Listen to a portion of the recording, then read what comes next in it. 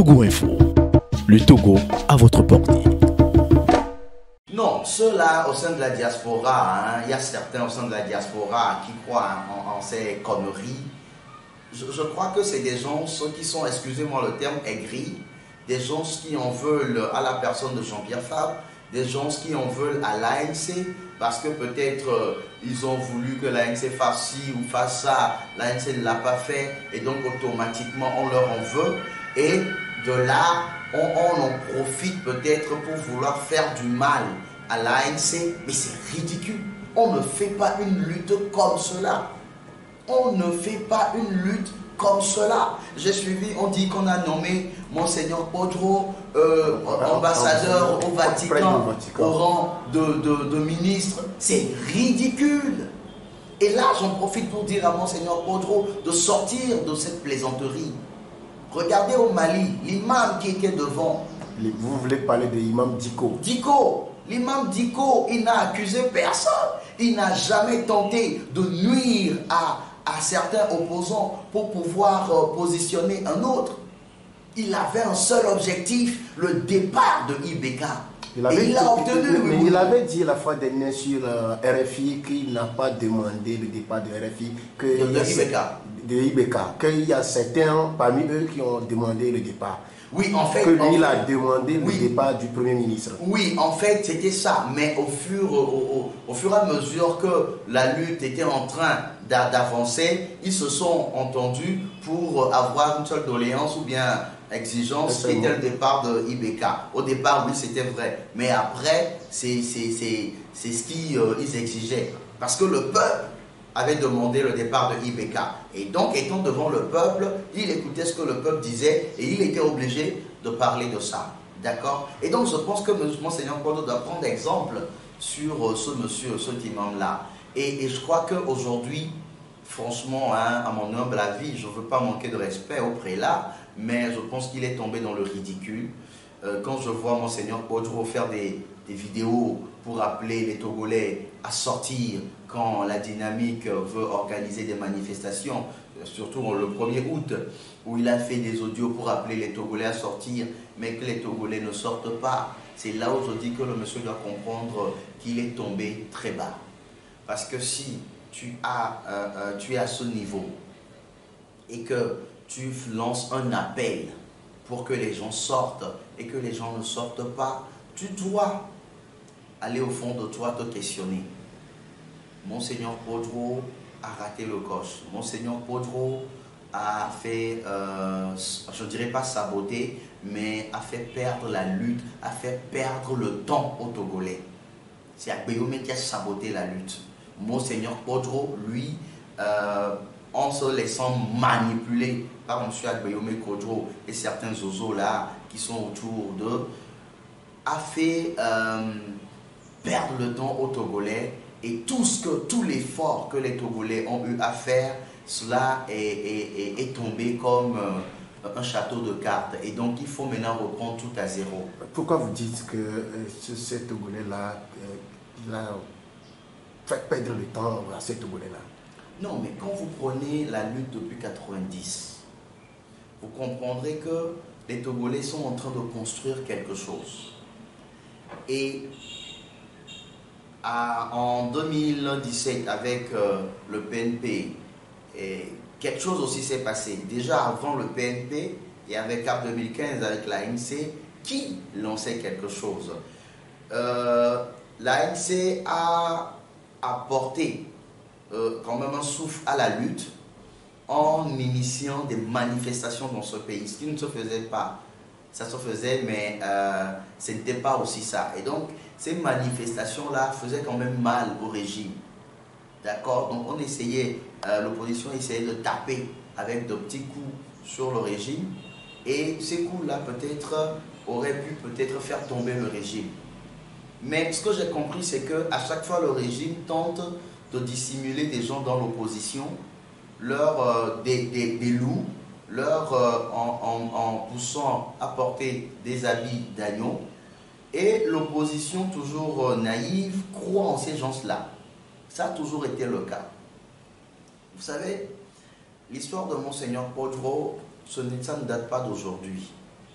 nous avons fouillé, ce que nous avons eu comme information, Monseigneur Kodjo, depuis fort longtemps, était dans la logique de prendre quelqu'un du régime pour pouvoir battre le régime. Il avait à un moment donné proposé à Magnan Simbe pour qu'il soit à la tête de l'opposition. Ça n'avait pas marché. Après, il était revenu à la charge avec M. Bodjona Antoine pour qu'il soit à la tête de l'opposition. Ça n'avait pas aussi pris. Il était revenu pour proposer un certain Daokou Péré pour être à la tête de l'opposition. Ça n'avait pas aussi pris. Et quand vous prenez tous ces hommes-là que je vous ai cités, à la fin, c'est vrai que c'est des gens qui ont commencé la lutte. Quand je prends M. Amagnan Simbe, il était un vrai opposant. Il avait commencé la lutte. Mais regardez comment il a terminé. Il est retourné. Quand vous prenez M.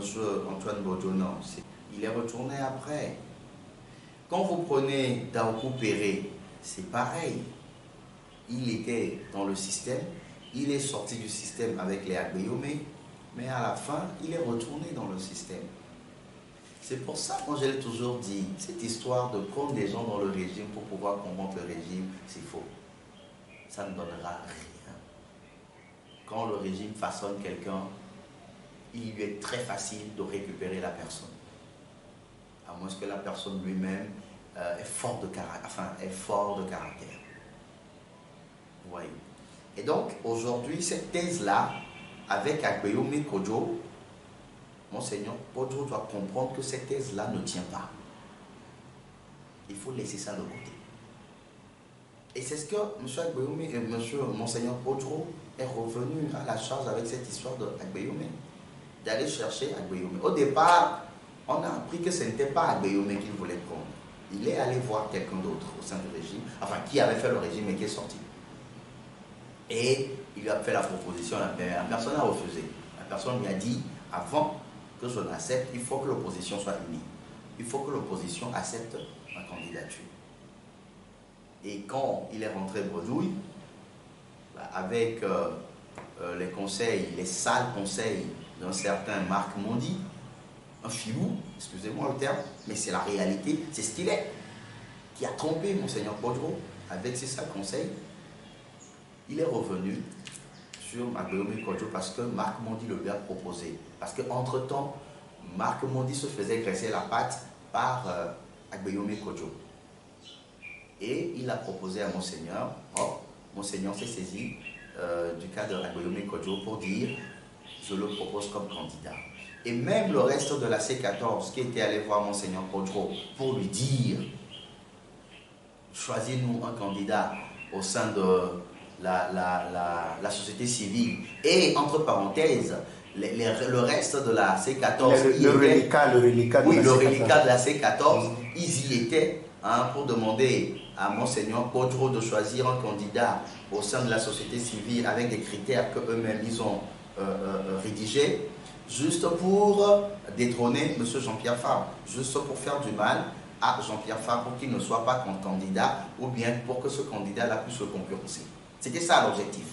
Maintenant, quand ils étaient allés, Monseigneur Kodjo leur avait donné un gros coup de poing sur le cul. Parce que Monseigneur Kodjo avait laissé les critères avec lesquels ils étaient venus quelque part et il leur avait proposé lui-même, il leur avait imposé la candidature de son candidat, c'est-à-dire la candidature de M. Agbeyome Kodjo. Et certains d'entre eux n'ont pas avalé cela, ils ont refusé. Et c'était Mme Adjamagbo et après Targone qui, au départ aussi, avait refusé. Même Mme Adjamagbo de la CDPA avait refusé. Mais après, elle a accepté parce que, bon, on veut faire du mal à un certain Jean-Pierre Fabre. C'est ça, en fait. C'est ça, le décor. Maintenant, quand Monseigneur Kodjo a pris son Agbeyome Kodjo pour le vendre aux Togolais, en réalité, les gens savaient que c'était un bandit. Excusez-moi, M. Agbeyome Kodjo. Oui, parce que... C'est pas que vous... Non, excusez-moi, je ne l'insulte pas. Mais c'est par rapport à ce qu'il a fait dans ce pays. C'est pour ça que je le traite de bandit. Excusez-moi, je ne l'insulte pas. Peut-être que le mot peut prêter... les gens vont penser que je suis en train de l'insulter. Non. Mais, vous savez, quand vous prenez le parcours du monsieur, les Gaston aidés, nous savons ça. comment ces gens-là ont été brûlés dans leur voiture. Des gens qui se sont fait enfoncer des trucs dans le cul par la milice de M. Agbeoumé Kodjo. N'allez plus trop loin de ce sujet. Non, il faut qu'on parle de ces choses-là. Vous savez, dans ce pays, on ne veut pas revenir dans le passé. Nous ne pouvons pas avancer si nous ne retournons pas dans le passé. Soyons sincères. Pourquoi je retourne dans le passé? Pour tout simplement vous dire que M. Agbeoumé Kodjo n'a pas changé. Quand il était arrivé au CST, on croyait qu'il avait changé. Il n'a pas changé. Le monsieur est resté le même. Quand il était dans le RPT, son objectif c'était de prendre le pouvoir. Parce qu'il y a des mois, on lui avait promis. Mais quand ça n'avait pas marché, et qu'il a quitté le RPT, mais quand il dit qu'il est rentré dans l'opposition, son objectif c'était de prendre la tête de la lutte. Alors qu'il y avait des gens bien avant lui. Et comme ça n'avait pas marché, il est revenu, c'était au temps du FRAC. Il est revenu à la charge au niveau du CST pour s'imposer. C'est pour ça qu'il sortait de l'argent. Et au temps du CST, c'était les deux, hein, l'ANC et OBU qui finançaient. L'ANC d'abord et puis OBU qui finançaient les activités du CST. Agbeoumé le faisait pour pouvoir prendre la tête, pour corrompre les gens et prendre la tête du CST. Mais parce que Zos ne lui avait pas laissé le champ libre, ça a créé tout ce que nous savons aujourd'hui. Et le CST a éclaté. Moi, je ne veux pas rentrer dans l'histoire du CST. C'est pour vous dire que le monsieur est un grand manipulateur. Et quand maintenant l'histoire du CST n'a pas marché, il est retourné voir le régime pour leur dire, là je viens quelque part, pour leur dire, je peux tout faire pour saboter ou bien pour faire éclater l'opposition. Non, ne sous-estimez pas Agbeoumé Kodjo. Ne le sous-estimons pas. Il est grand manipulateur, très malin futé. Et quand il est allé voir M. Faure Gnassingbé pour lui faire la proposition, ça a enchanté M. Faure Gnassingbé, parce que son objectif c'était de casser l'opposition. Et le deal a été conclu. Il devait casser l'opposition. Et il se disait qu'il allait peut-être arriver en 3e position ou en 4e position. M. Faure Gnassingbé lui a dit, je ferai de vous mon Premier ministre, si vous arrivez à faire cela. Et il est arrivé à manipuler le prélat pour se faire passer comme son candidat.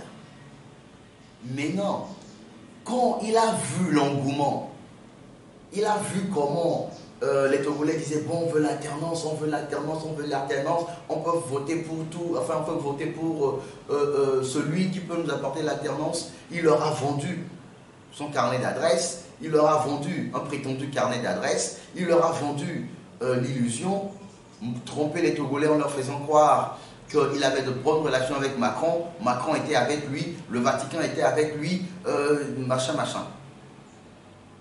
Et quand il a compris que, ok, je peux faire quelque chose avec Monseigneur Kodjo, et il s'est dit, si les gens sont en train de voter pour Monseigneur Kodjo, les gens peuvent sortir dans la rue pour exiger quelque chose. Et il a voulu couillonner M. Faure Gnassingbé. C'est ce qui a énervé son employeur. M. Faure Gnassingbé s'est énervé. Il dit, mais on ne peut pas faire un deal et toi tu vas vouloir me couillonner. Au lendemain du 22 février, M. Agbeoumé Kodjo a envoyé une délégation, un émissaire, ah bon pas une délégation mais un émissaire à M. Faure Gnassingbé pour le rencontrer. M. Faure Gnassingbé a fait dire à la personne, a fait dire à Agbeoumé par la personne qu'il ne va plus recevoir parce qu'il n'y a plus rien entre eux, qu'il n'est pas sérieux. Et ça, si je mens, M. Agbeoumé, il sait très bien que je ne mens pas. Et donc, et comme ça s'est passé comme ça, il a compris automatiquement que cette porte-là est fermée. Il ne peut plus retourner à la maison. Alors, il faut se ranger du côté de l'opposition et faire croire comme si on était le plus clean des leaders, celui qui défend la cause des Togolais.